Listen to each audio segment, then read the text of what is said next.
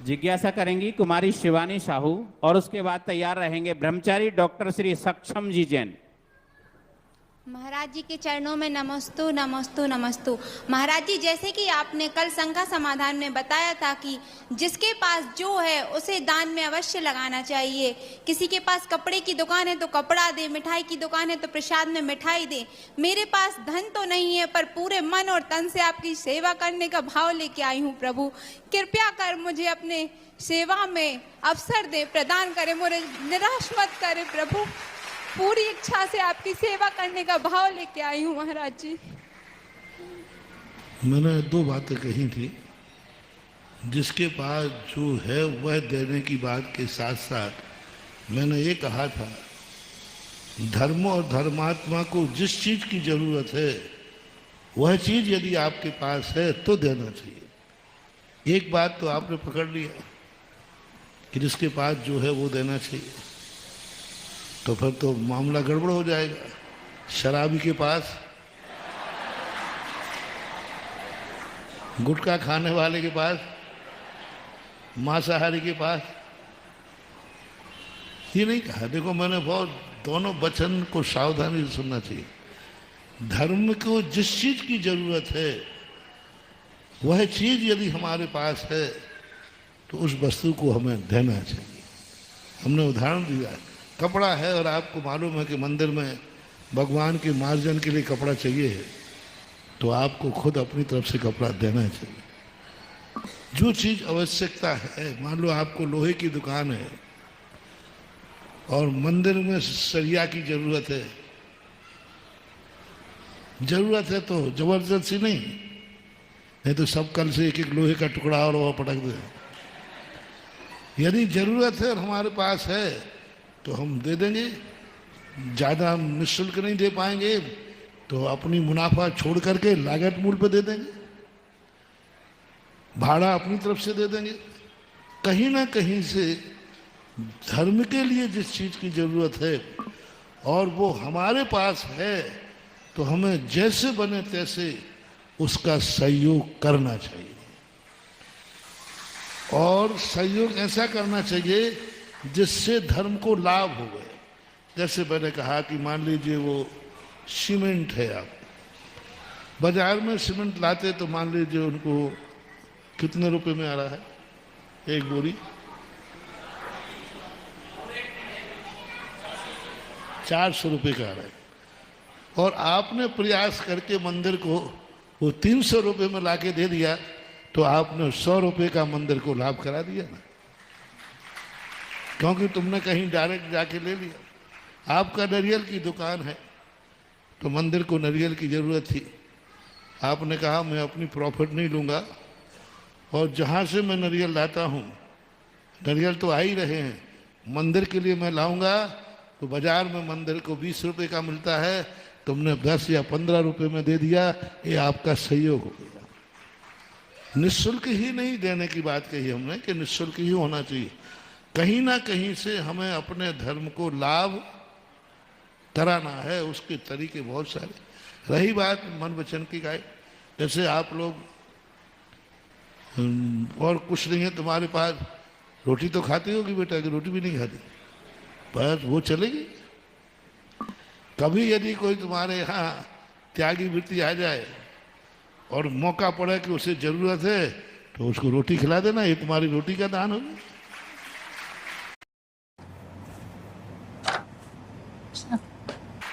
कभी दरवाजे पर तुम्हारे कोई आ गया प्यासा है, उसे पानी पिला देना, ये तुम्हारा सहयोग हो गया। गर्मी के दिनों में छत पर एक कुंडे में पानी भर के रख दिया, पक्षियों के लो पानी हो गया, क्योंकि हमारे पास पानी अकेला था, रोटी थी ही नहीं। और मन और वचन का जहाँ तक होते हैं ये तो सदा देना ही चाहिए, देता ही रहता है। देखिए, ये बालिका 2 दिन से यहाँ पर नाम अंकित करवा रही थी। अपने दूसरे संप्रदाय से होकर के भी गुरुवर के प्रवचनों को कितने अच्छी तरह से इसने श्रवण पान किया है।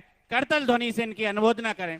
और मन वचन काय से समर्पित होने की वो तो गुरुदेव ने अच्छी तरह से बता दिया है, संहिता के हिसाब से क्या कैसे हो सकता है वो गुरुदेव ने बता दिया। एक बार क्या हुआ, एक स्थान का मंदिर बन रहा था।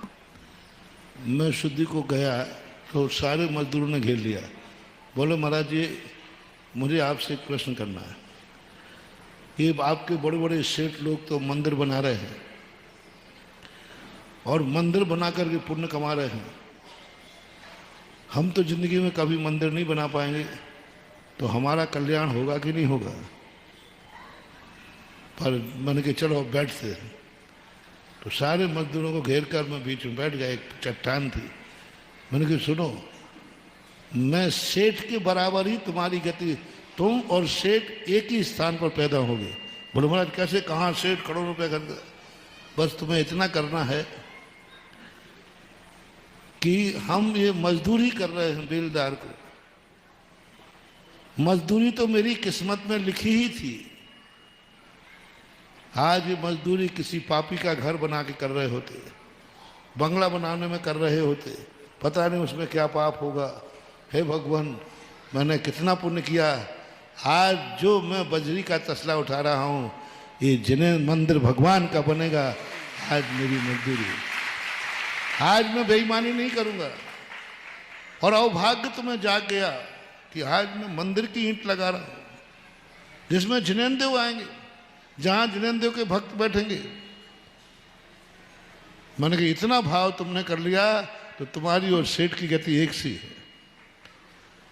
एक माली था, मैं एक गांव में गया तो माली दिन भर में वो गर्भालय के पास जहाँ अभिषेक करते ना, और पोंछा लगाता था 3 बार, 2-3 बार। तो मुझे उसके पोंछे लगाने से तकलीफ हुई। मैंने कहा भाई तुम दिन भर पोंछे ही लगाते रहते हो, कमेटी ने तुम्हें परेशान किया क्या, इतना कैसे करते? कमेटी ने कहा कि तुम दिन भर पोंछे लगाते रहना। तो उसने कहा महाराज जी आपको कोई तकलीफ हो रही है? अरे भैया मैंने ये, मुझे तकलीफ नहीं, मैं तेरी तकलीफ से तकलीफ में हूँ। इतनी मेहनत मैंने क्यों करते हो?